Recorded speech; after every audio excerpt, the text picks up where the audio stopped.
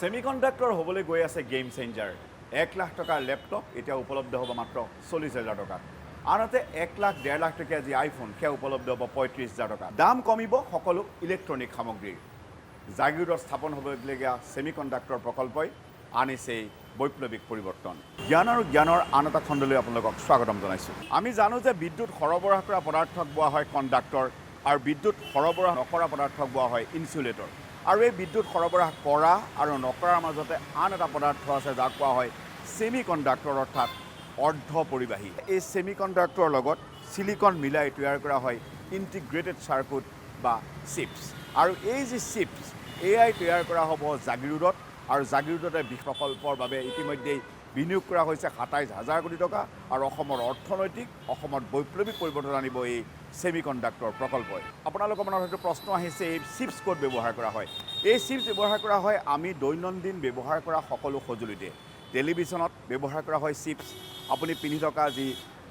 Smart watch তাত ব্যৱহাৰ কৰা হয় ৰেফ্ৰিজাৰেটৰত ব্যৱহাৰ কৰা হয় এয়াৰ কণ্ডিশ্যনাৰত ব্যৱহাৰ কৰা হয় গাড়ীত ব্যৱহাৰ কৰা হয় গাড়ী যেতিয়া আপুনি পিছলি নি তাত সেন্সৰ ব্যৱহাৰ কৰা হয় আনকি ৰেলত ব্যৱহাৰ কৰা হয় এৰোপ্লেনত ব্যৱহাৰ কৰা হয় আজিকালি জীৱনৰ সকলোতে আপুনি শুই উঠাৰ পৰা নিশা শোৱালৈকে সকলোতে এই মাইক্ৰ'চিপছৰ ব্যৱহাৰ হয় আৰু এই চিপ প্ৰতিটো যি সামগ্ৰী ব্যৱহাৰ কৰা হয় আপুনি যেতিয়া কম্পিউটাৰ ব্যৱহাৰ কৰে আপুনি যেতিয়া লেপটপ ব্যৱহাৰ কৰে তাৰ ভিতৰত যি মাদাৰবোৰ্ড আছে মাদাৰবোৰ্ডত আপুনি দেখিব ইন্টিগ্ৰেটেড সাৰ্কিট বা চিপছ ব্যৱহাৰ কৰা হৈছে কিন্তু এই চিপছবোৰ বৰ্তমান আমদানি কৰা হয় বিদেশৰ পৰা আমদানি কৰা হয় আৰু সমগ্ৰ বিশ্বৰ আপুনি জানি আচৰিত হ'ব টাইৱানৰ 60% চিপছ টাইৱানত তৈয়াৰ কৰা হয় অৰ্থাৎ সমগ্ৰ বিশ্বৰ যিমান প্ৰয়োজন তাৰ 60% চিপছ কেৱল টাইৱানৰ পৰা আহে আৰু যেতিয়া এই চিপছখিনি ভাৰতত উৎপাদন হ'ব অসমত উৎপাদন হ'ব তেতিয়া আপুনি বুজি পাইছে যেতিয়া চিপছ উৎপাদন হ'ব লগে লগে প্ৰত্যেকটো ইলেক্ট্ৰনিক সামগ্ৰীৰ দাম হ্ৰাস পাব কাৰণ ভাৰতত তিনিটাকৈ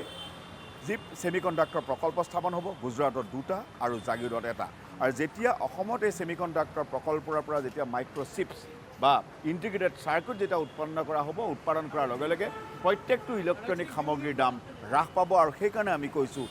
1 লাখ টকাৰ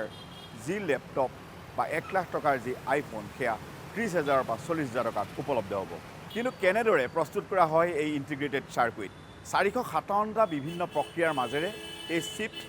উৎপাদন কৰা হয় এই প্ৰক্ৰিয়াটো যিমান জটিল জানিবলৈ তেনেই সহজ ইয়াৰ প্ৰথম ষ্টেপ হ'লগৈ ডিজাইনিং আমি যদিও এটা ঘৰ নিৰ্মাণ কৰোঁতে প্ৰথমে আৰ্কিটেক্টছৰ দ্বাৰা ডিজাইন কৰা ঘৰটোৰ এটা ড্ৰয়িং নিৰ্মাণ কৰোঁ এটা ড্ৰয়িং সাজি উলিওৱা হয় ঠিক তেনেদৰেই এটা চিপছ নিৰ্মাণ কৰিবৰ বাবেও প্ৰথমতে ডিজাইনিঙৰ প্ৰয়োজন আৰু য'ত কাম হয় ডিজাইন ইঞ্জিনিয়াৰ আৰু এই মুহূৰ্তত বিশ্বৰ আটাইতকৈ সুন্দৰ ডিজাইনিং হয় ইজৰাইলত দ্বিতীয় ষ্টেপটো হ'লগৈ মেনুফেকচাৰিং যেতিয়া এটা মাইক্ৰ'চিপছৰ ডিজাইন ইজৰাইলত কৰা হয় তাৰপাছত মেনুফেকচাৰ কৰা হয় এইটোৱে আটাইতকৈ গুৰুত্বপূৰ্ণ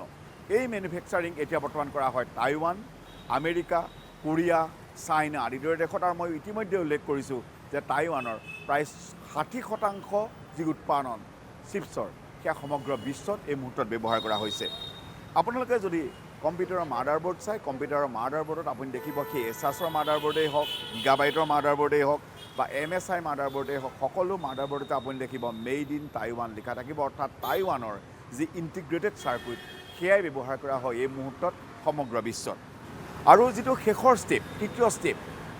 এছেম্বলিং অৰ্থাৎ এই চিপছবোৰ যেতিয়া অনা হয় তাৰপিছত সুন্দৰকৈ এই চিপছবোৰ এছেম্বলিং কৰি সাৰ্কিট নিৰ্মাণ কৰা হয় আৰু এই এছেম্বলিঙৰ কামেই এতিয়া বৰ্তমান হ'ব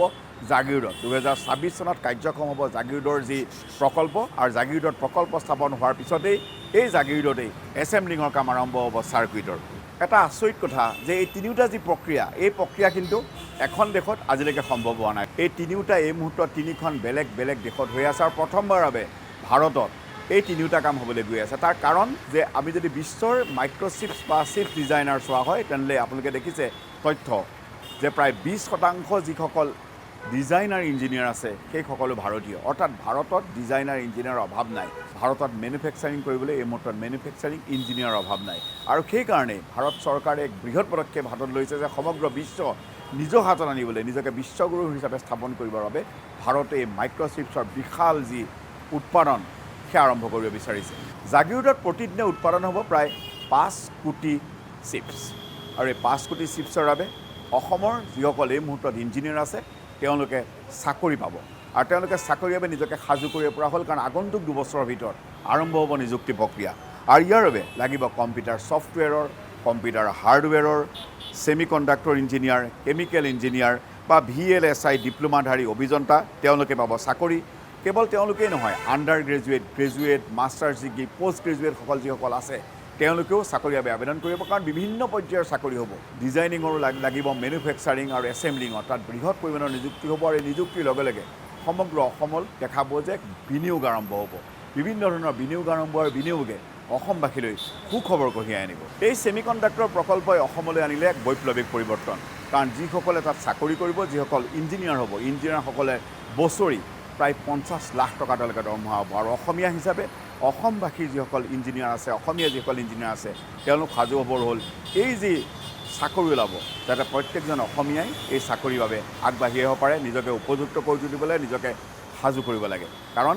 ছেমিকণ্ডাক্টৰ প্ৰকল্প সৰু কথা নহয়, সমগ্ৰ অসমৰ বাবে ই গৌৰৱৰ কথা, আৰু সমগ্ৰ অসমক বিশ্বৰ মানচিত্ৰত উজ্বলাই তুলিবৰ বাবে এক বৃহৎ পদক্ষেপ। এক প্ৰকাৰে ক'বলৈ গ'লে অসম হ'ব এক পাৱাৰ হাউচ, অসম হ'ব কাটিং এজ টেকন'লজিৰ এক কেন্দ্ৰ। সমগ্ৰ বিশ্বই অসমক চাব। যেতিয়া America, China, Europe, Russia, Australia আদি জেগাত যেতিয়া গাড়ী চলিব, সেই গাড়ীৰ যিবোৰ চিপছত ব্যৱহাৰ কৰা হ'ব, সেই চিপছত লিখা থাকিব মেড ইন আছাম। যথেষ্ট গুৰুত্বপূৰ্ণ, যথেষ্ট গৌৰৱৰ কথা অসমবাসীৰ বাবে, আমাৰ বাবে, যে অসমত আৰম্ভ হ'ব মাইক্ৰ'চিপছৰ উৎপাদন। জ্ঞান আৰু জ্ঞান ইউটিউব চেনেলৰ পৰা যদি আপুনি কিছু পৰিমাণে উপকৃত হৈছে, তেন্তে এই চেনেলটো ছাবস্ক্ৰাইব কৰিবলৈ নাপাহৰিব। আপোনালোকৰ এইটি সমৰ্থনে, এইটি সহায়ে আমাক আগবাঢ়ি যোৱাত সহায় কৰে। পৰৱৰ্তী খণ্ডত আমি সমাজৰ সচেতনতাৰ ক্ষেত্ৰত আৰু কিছু বিষয় লৈ আহিম। গতিকে জ্ঞান আৰু জ্ঞানৰ প্ৰত্যেকটো এপিছড চাওক আৰু আপুনি সতৰ্ক হওক, সাজু হওক।